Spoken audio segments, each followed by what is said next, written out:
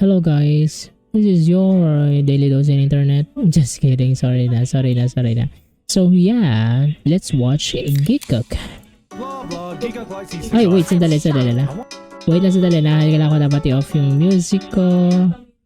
Let's see kung ano ba yung dapat na maging ito yung mga tao na na reviewer talaga. Let's see kung ano ba yung medyo mali ako sa mga opinion ko. May mali ako mga opinion. Then let's improve ourselves. So yeah, this is Giko. Just hold on for a second. Give me one moment. Let me just give it that time. Okay. No. Anong sabi niya? Wait, too far. Sabi niya. Giga likes Isekai. I am shocked. I want you to cast your mind back for a bit. Yeah, Gigok really like Isekai and has so many knowledge about Isekai. I myself do not watch more Isekai, and I actually watch decent amount of Isekai, but Gigok just watched almost all of them. I think maybe not, but more than mine. I believe. That's Mashoko Tensei. That's a cool anime. No, wait, too far. It's summer holiday in 8th grade and you've just discovered anime. Mirai Nikki is close. True. During that time, yung bata ako, Mirai Nikki is just cool for you. Yung bata ka. Pero ngayon, nowadays, kung makikita mo, oh my god, hindi siya cool. To peak. Akame Kill was the most tragic thing you'd ever seen. True. Nabasa ko talaga siya. Napanood ko siya. Sabi ko, wow, oh man, this is cool because more die. Pero kung isipin mo yung narrative niya, oh my god, lahat na lang pinatay niya. That scene where Kirito gets his second sword and shouts out, Starburst! True, that's the scene na parang talagang masasabi mo na, wow, good, cool, very cool. Pero yun lang yung scene, nag-start na nag-interested ako sa Sword Art Online. Episode 1 to 3, yes, good. Pero after that nga, meh. Doon nakita ko oh my god, Starburst streamer, 1 HP left. Wow, what the 1 HP left. Streamer was the goddamn coolest thing you'd ever seen, because of course it was. You were 13. Everything. Yes, you are 13, you are a teenager, everything is cool for you. Little things just cool for you. Pero once you get more being an adult, you will say, oh my god, this is boring. Oh my god, why did I watch this? Oh my god, why did I give this a 10 out of 10? Why? The story is just meh. But ano ka ba? Syempre, napaka-virgin pa ng mind mo nung panahon na yun. Wala ka pang alam sa iba wala kang experience, kumbaga. Wala ka pang experience alam sa mga story. Di mo alam ano ba ang comparison or ano ba ang magandang story sa hindi. Hindi mo pa alam kung saan ka nag-enjoy na story. Basta alam mo lang, this is cool, this is new, this is good. Kasi bago siya at hindi mo alam, wala kang alam. And this is just a new experience to you. So, this is one of the positives na talagang may experience mo ng bata ka. Once na tumatanda ka, marami kang malalaman, may experience dahil doon sa experience mo na yun, nagkakaroon ka na ng comparison sa iba't ibang mga media. At pag ginawa mong comparison yun, then you will know what is good, what is bad, and you will know what is yung gusto mo o hindi. It was cool. You didn't care about character development. You didn't. True, nung panahon na yan, action, boom, parang chimpanzee, action, good animation, wow.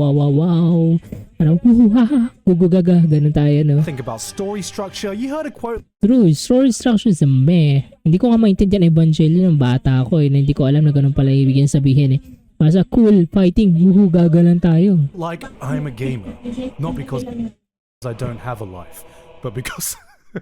I'm a gamer because I don't have a life. Sorry. But because I choose to have many. Wow, what a gamer. That's cool though. That's cool. Unfortunately, I'm not a gamer, but still, I watch anime. And you thought to yourself, damn, that's deep. Yeah, that's deep, boys. That's deep. Tapos ipapost yun sa Facebook, repost, gagayahin mo.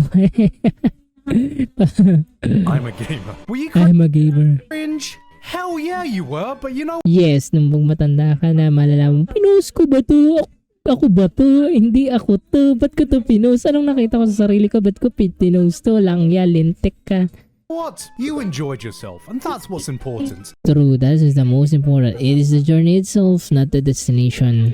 Even if you could look back and think, God, what was I thinking? But what happened? True, ano ba naisip ko noon? Langya naman. Ilang beses ko naisip ko yun sa sarili ko, bakit ko ginawa yun? Meron tayong mga cringe moments sa buhay natin, ha? Hindi lang naman ako nag-iisa dito. Right. No, Bob, you're just the only one. Okay, got it. Okay. Sorry naman. When you find a show that stops trying to run away from that cringe, it embraces the cringe, distills the cringe, knuckles down and envelops you in the edge-fest, high-intensity, full-blown world of cringe you thought you'd grown past and refuses to apologize about it. I need more power. Alam mo, yung cringe yan is yung nag-i-English siya, tapos medyo yung English nyo is just, but it is cool. It is cringe. It is cool. It is badass. That's all we need to know. It is cool, no? In Shadow. Anime has been absolutely killing it lately. 2022 was not only full of surprises, but shows that push the boundary of anime. Modern classics that stamps their mark on the scene and will stick with us for years to come. True. Lahat ng mga anime ng year 2000 is modern classics na talaga ngayon. Super modern classic. I agree 100% with Kiko with this. Eminence in Shadow? It's not one of those shows. This is every 14-year-old teenage angsty fantasy turned up to 11. It's edgy. It's horny. It might well just be the new king of trashy isekai, and it's by far the most goddamn fun I've had in the genre for years. ReZero, Slime, Mushoku True, as a isekai, compare mo siya sa isekai, it is better than the smartphone. It is better than those isekai trashing. It is better. Sobrang better. Ay nako. Pero etong si Eminence of the Shadow is very aware na kung anong ginagawa niya. Tensei, all brilliant shows we've gotten in the past few years that absorb you into that intricate world and have shown us how truly great isekai can be. If these three shows are the 3-star Michelin meals of isekai, kumbaga sila ang big three. Ang big three ng isekai. Literally big three. I agree with this one. Eminence of Shadow, ReZero, and Slime. They are the big three of isekai. this is Eminence in Shadow, and this is me. I would say kinda true. Kasi iba kasi yung talaga na Eminence of the Shadow. Feeling ko talaga isang bracket siya ng isekai. Iba siyang bracket ng, he is very aware of what he is doing. The story itself is very aware what is. Very aware. But how did Eminence in Shadow get me to embrace the cringe? Giga, do you fantasize about getting hit by a truck? Is this another case of me having isekai brain rot? Tingnan mo yung truck na yun pagka sinadya niya nga yun eh. Tingnan mo, sinadya niya. Do you fantasize about getting hit by a truck? Is this another Walang yan. Alam niya yun. Another case of me having isekai brain rot? No, okay, I haven't forgotten what good anime is. I still remember my best of 2022 anime list. I still remember Chainsaw Man. I would say the anime Eminence of the Shadow cannot be compared to any trash anime. But it is cringe. There are two sides of Eminence of Shadow who watch it. It is either good or bad. Nothing in between. If you want it, it is good. If you doesn't want it, it is bad for you. That's it. Speaking of which, Chainsaw Man itself is having a collaboration with today's sponsor, Nikkei. Cool. That's right, this video is sponsored by Nikkei, and we're working with them this month to let you all know about the Nako, Nikkei. hottest crossover this year, as Nikkei and Chainsaw Man are working Let's go for this point. together for the first time. Sana That's ko din right, Chainsaw magkaroon Man's sponsor, most pero popular possible hindi. female characters are joining the Nikkei roster. Nikkei is an immersive sci-fi RPG featuring casual arcade shooter gameplay, and you can now recruit Power, Himeno, and most importantly, Makima to Okay guys, Makima for the win. Joke lang, Power for the win. join your ultimate gun-wielding waifu team. The girls in Tokyo Division 4 have been seen in Nikkei's world through the Gatekeeper's dreams, which is very fitting, as Makima has crept into my dreams more than just a few times these last few months. That's kinda weird. Nikkei has given Makima, Power, and Himeno their own newly designed unique weapons that are different from the anime itself. Not only that, but during battle you'll be able to witness their elaborate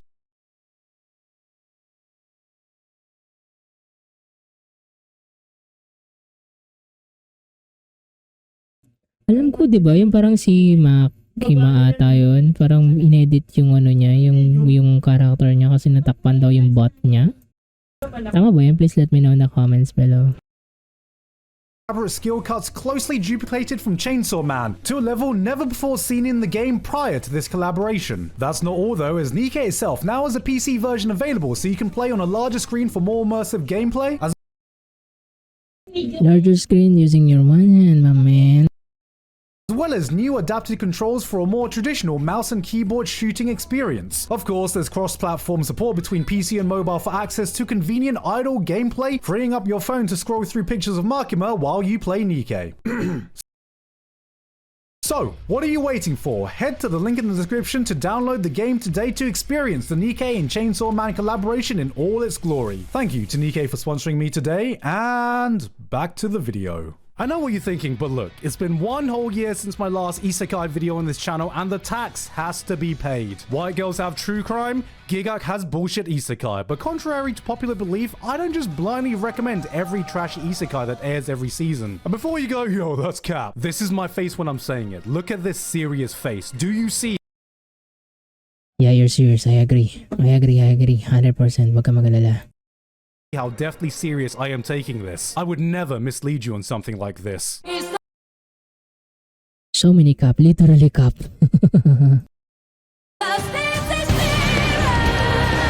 This is a show that won't go down Sa ano pa sa ano yun? Isa pa na yung boses ni Asa. Alam ko may meme siya na ganun eh. as a classic of anime. It doesn't have a lot in common with the isekai greats like Mushoku Tensei. Eminence in Shadow is edgy, self-serving. You see what happens in it and it's like, well, I agree. But he is self-aware. This is self-aware. The story is self-aware itself, what it's doing. see, Mushoku Tensei is more like, the plot goes like this. Sid Kagano is a man Oh my god. obsessed with, but unfortunately he gets hit by a truck and dies. Tinan mo yung smile yung kanina. Sobrang smile kanina. Alam niyang tatamaan siya ng truck. Alam niya ang isekai. Alam niya.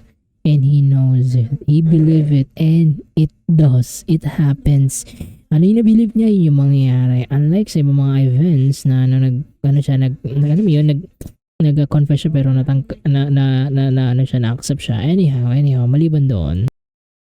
Born in a fantasy world, he continues his pursuit of power. A secret organization, and so begins the story. An organization born of young imagination. I give up. Diba, sobrang convoluted ng ano, kung wala talaga si Sid, isa siyang iba talaga, convoluted yung story, sobrang convoluted yung story. The big issue I've had when trying to talk about the show to anyone is that as soon as I open my mouth to explain anything that happens, I instantly lose anyone listening because everything that comes out of my mouth sounds fucking stupid. Because it is fucking stupid. Well, yes. Literally, yes. Kapag pinaliwanag mo siya on the surface, kung ano yung pinaka-surface na kwento, yes. It is very stupid. The main point of this show is that Sid makes up the most dumb, convoluted, fanfiction.net, Tumblr-ass plot developments he can think up on the spot, and it turns out to be true. Agreed. Totoo. And he does it. Everything. He does it from the bottom of his heart, and he loves it. The man has no investment in the people around him and what's going on. He's just True. He doesn't love anyone. He just invests on, kumbaga nagkaroon naman stocks ng pagiging dramatic effect sa cinematic effect. Doon siya nag-invest. role-playing his perfect isekai power fantasy story, and everyone in the world is forced to dance to his tune. What I'm taking here, Sid Kagano is just creating a story in itself. Recreating all the power isekai fantasy show in his mind. On one side, That's why I think this show is self-aware. Shadow, incarnation of vengeance, entity of the night, slayer of pussy. The man fucks without losing his virginity because The man fudge without losing his virginity. he never loses. Shadow True, he never lose. He didn't give in his sweat. He didn't give his sweat even to those strongest people in this planet. is a man who based their entire personality over listening to My Chemical Romance once. This is what people who shopped at Hot Topics saw in their mind's eye. Shadow is the type of guy who would say, You know why they call it the Dead Sea? why? Because I killed it. You know what? That's a good joke. I think that's a good joke. I know it is cringe, but it is good for me. But on the flip side, he's plain old Sid Kageno, a guy devoted to being an invisible background character who won't stand out, won't attract attention, chasing his dream to be the ultimate real-life NPC, which... Hey guys, I'm in New York City just hanging out. honestly isn't that hard to do nowadays. The thing is, Ano yun? Meme ba yun? Di ko alam yun na yun ah. Ayos ah. Di ko alam yun.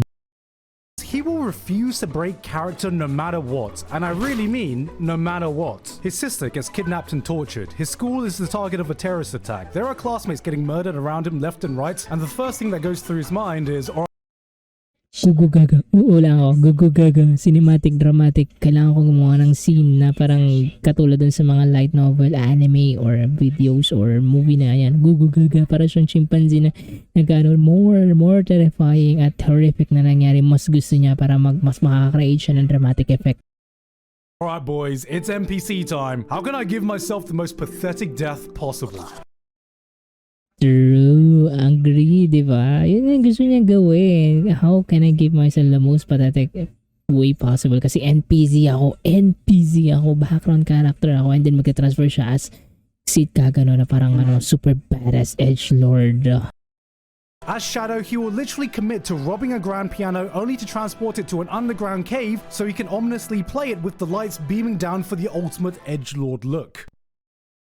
Thank you. Take note, it is a Moonlight Sonata. Okay?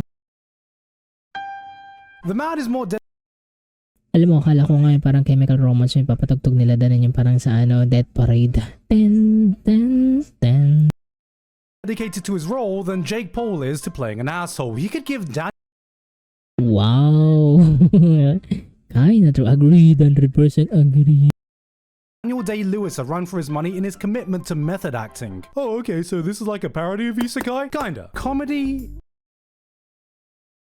Parody of Isekai? Yeah, kinda. But you cannot compare this with Konosuba. Konosuba is just literally the parody of Isekai. Is subjective. Is a phrase people use when they're about to say they don't find something funny. You know that laugh? That's the Death Note laugh. That's Kira laugh. You know what? He practiced it many times just to pull it off on the last sequence or the last episode to diminish his opponents, and then he laughs it. He do it, and it is cringe. It is cringe, but it is cool, and I love it. Eminence in Shadow has some decent jokes here and there, though it can be hit or miss. Sometimes it'll do this thing where it will spell out this overused trope and pass it off as a joke, which is something I've always despised, but sometimes Because it is a trope, it is a joke that you used in some anime and they reuse it. Yeah, it's kind of parody of the Isekai.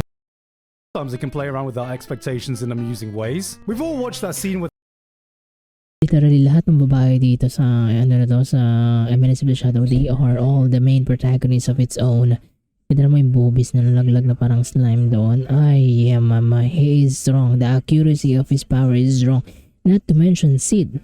Si Sid pala, the accuracy of his power is definitely strong. Hindi lang yun, di ba si Sid kasi meron na siyang personal experience pagdating sa combat, nadagdagan pa siya ng magic. So everything na kinikilos, kahit yung mga basic attacks lang niya, super high quality level. Imagine if ever na transport siya sa world ni Ice Gold, ni Overlord, sa Overlord.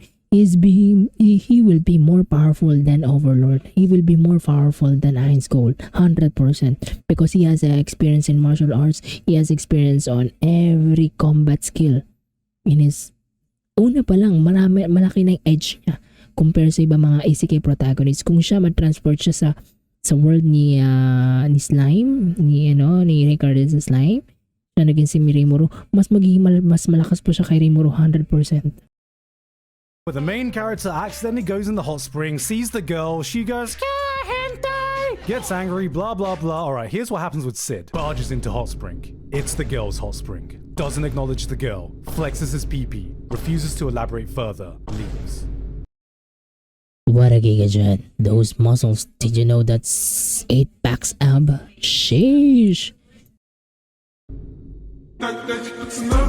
This is a show that is not afraid to play around with tropes we're familiar with and subvert our expectations to varying degrees of success. But what I found more impressive, and a hell of a lot more amusing, is how hard it commits to its own bullshit act. True, 100%. Super committed siya. And this, sabi ko nga, lahat ito, dun siya nag-invest talaga sa dramatic effect. Dun siya nag-invest, wala nang iba.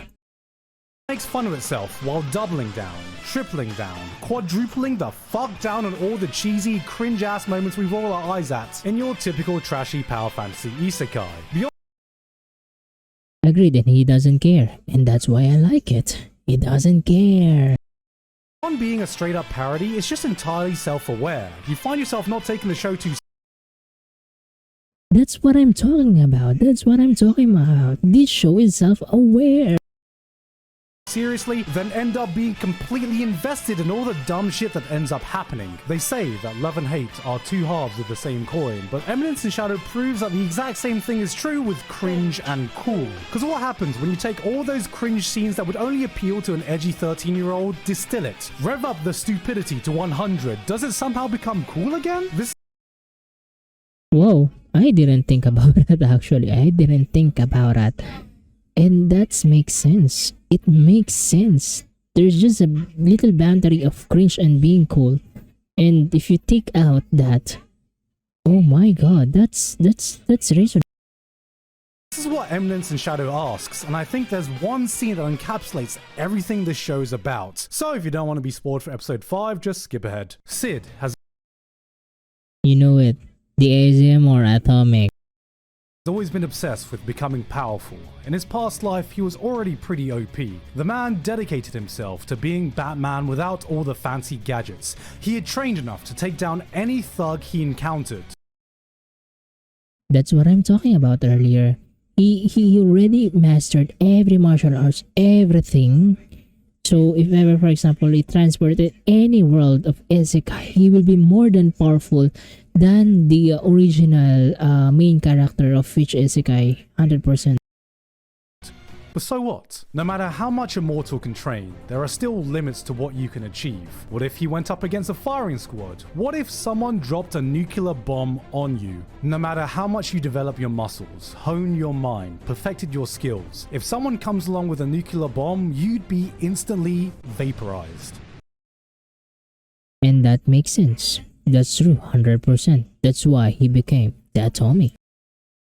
Or so he thought. Because, reincarnated in a new world, he refused to give up on his dream. There was still a height he had yet to attain. So, after years upon years of training, he arrived at but a single solution. What is it, Gigo? What is it? Give us the answer, Gigo. Give us the answer. That's right. If I don't want to be vaporized by Okay. a nuclear explosion, I must simply become the nuke. True.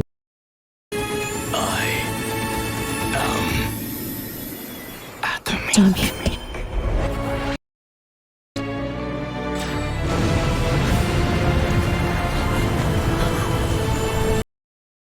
Nagtataka ako sa scene nito. Sumabog yung napakalaking surface, hindi namatay yung babae. May shield ba siya? Ano ba yun? Pinotektahan ba siya ni Sid? Hindi ko alam.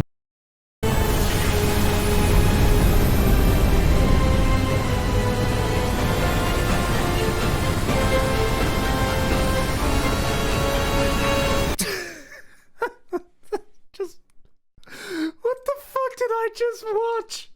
What is this? Why did he say atomic in Times New Roman? Why is this so entertaining? This doesn't try to differentiate itself from a typical power fantasy isekai. This fully commits to being the power fantasy isekai. Then goes True. Committed 100%. 10 steps further beyond what is necessary. He is stupidly OP. He's never in any real danger. He'll say cringe lines and pass them off as the coolest thing ever said. You think other isekai protagonists specialize in having their own harem? Well, not only does every influential figure happen to be a cute girl who of course ends up falling for him, but he's goddamn built an entire shadow organization with 0 boys allowed. When you talk about it, yeah, true. And it has 666 now. members. And I don't know why. He just hate boys, maybe. Maybe, pero hindi. Sabagay, ang namumuno kasi talaga sa Shadow Garden is si Alpha. Only Alpha. And it makes sense kasi gusto niya feminist siguro si Alpha. Maybe not. Maybe so. I don't know. We don't know. Alpha, Beta, Gamma, Delta, Epsilon, Eta, Zeta, Sigma. The man's created his own harem institute of hundreds, not dozens. I would say it is not harem. It is not the harem of main protagonist because he doesn't have any lustful or love to them. In addition to that, it is just a one direction love or crush with the main protagonist. Yes, it has a harem, but he doesn't acknowledge him as a harem. I think that's the thing Sa mga isekai genre, usually main protagonists are dense. Oh, so maybe it's just a harem. Right. Harem nga ba o hindi? Nalilito ako bigla. Please let me know in the comments below. Ano ba sa tingin nyo? Harem ba yun o hindi? Tingin nyo ba? Harem ba siya? Kasi we know one thing. Sid will never ever date any one of them. Because he's just focused on the cinematic scenes. Let me know in the comments below kung harem ba siya o hindi. I'm confused. I'm confused 100%. I think it is not harem. But some of my heart and mind says some of the main protagonists in some of the isekai are also dense. So, I don't know man. There's no romantic feelings that I can see that it pertains or parang nakiklik or nagtitrigger na or meron siyang love interest siya or ganito. Pero wala Feeling ko hindi siya harem. Feeling ko lang naman. Hundreds of superpowered waifus that end up amassing so much wealth and power that they end up influencing the world stage. And he did this by complete accident. But the best part of all this is having to see everyone in the You know why? But it is a complete accident because the plot seems for him. The plot seems for him, boys. The plot seems for him. The story loves him. world takes Sid's bullshit role-playing 100% seriously. This is a fully functioning fantasy land with nations vying for power, secret organizations manipulating the global politics. Characters are in a life or death struggle to defend the homeland they so love, and then along comes this dude. True, agree. Diba yun yung sinabi ko kanina? Sabi ko kanina. Like I said kanina, diba? This can be a Game of Thrones. Just include the Seed. If you will eliminate Seed, it is just a Game of Thrones. And here, everyone playing 5D chess and Sid just playing rock, paper, and scissors. Or just snake and ladders. Countries pour their resources into figuring out what exactly is Shadow Garden, who's in it, what do they want, what are their goals and motivations, how does their presence affect the world? And meanwhile, Sid's just there like, hehe, Shadow Man save power. Everyone is playing Game Para siyang chimpanzee, gaga. Shadow man. of Thrones while Sid is playing Dungeons and Dragons, except he is every dungeon master's worst nightmare. Someone who Now you think about it, yes, true, he's just playing Dungeons and Master, right? Just Dragons, right. just makes shit up as he goes along, breaks every rule of the game, ignores the big shiny thing that is shouting, "This is the plot!" but is incapable of rolling anything but nat 20. And so True, the plot revolves around him. He doesn't care about the plot. It is not the main. He's the main character that the plot is not is revolves around him. Okay, hindi siya yung hindi siya yung nag umiikot sa plot. Okay, like I said, he's not the person who follows the plot. He is not the person who follows the plot. He is not the person who revolves around the plot. The plot revolves around him. The plot follows him. everything he ends up doing has real consequences to the world around him. A lot of people have compared this to Overlords, but I think this is actually closer to Isekai One Punch Man, and I'm gonna be honest, part of the reason I'm making this video is because I'm praying that this doesn't stop at just 2 seasons. Yeah, I'm excited to get more of the Isekai greats, but for the love of God, give me 5 more double Big Mac meals of this, please. Eminence in Shadow is a series True. Kahit 5 more pa, go tayo dyan. that should not work, but somehow it does. This is what happens when every single person working on an anime absolutely understands the assignment. It's a series which gives absolutely zero fucks in being cringy, edgy, or childish. Sid is a man who laughed so hard it became reality, but the more you watch, the more you get sold on his bullshit. It throws at you every trope, every cliche, every eye-rolling corny line you've ever heard in your life, and you Yes, tama lang yan, tama lang yan, tama lang yan. end up eating that shit up like it's the first time you've ever seen an anime. This is what happens when you reach the peak of trashy, entertaining isekai, and I don't know what more it can do to reach even greater heights. I don't want to be the last boss. I want to be the one in the story who operates from the shadows.